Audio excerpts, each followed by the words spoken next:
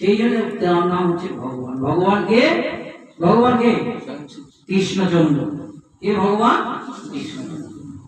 তাই এখানে ব্যাখ্যা করেছেন, কেউ যখন আমাকে তার পুত্র, সখা অথবা প্রেমাস্পদ বলে মনে করে শুদ্ধ ভক্তিযোগে আমার সেবা করে এবং নিজেকে উদ্ধতন, আমাকে অদর্শন বলে মনে করে, তখন আমি তার বশীভূত করি।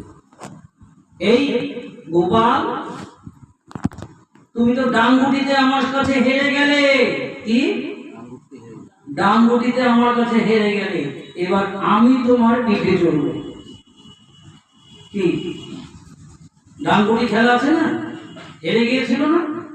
কি? এই খেলা খেলতে গিয়ে কে চলে এসেছিল? তার মানে সেই অসুর,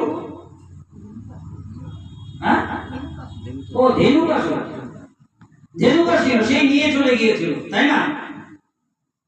ডাঙ্গুটি খেলতেছে, তখন ভগবান তো বিচার করেনি, এই আমি ভগবান, কি বলেনি যে আমি ভগবান, আমাকে আমি কেন তোমাকে আমার পিঠে উঠাবো? ভগবান বলেছিল না। কেন? আমার ভক্ত আমাকে যে এইভাবে চেয়েছে। যখন ভগবান তার গোচারণে যেতেন, তার বন্ধু বান্ধবরাও যেত, সখারাও যেত, সকলের কাছে কিন্তু খাওয়ার ডাব্বা থাকতো, থাকতো না?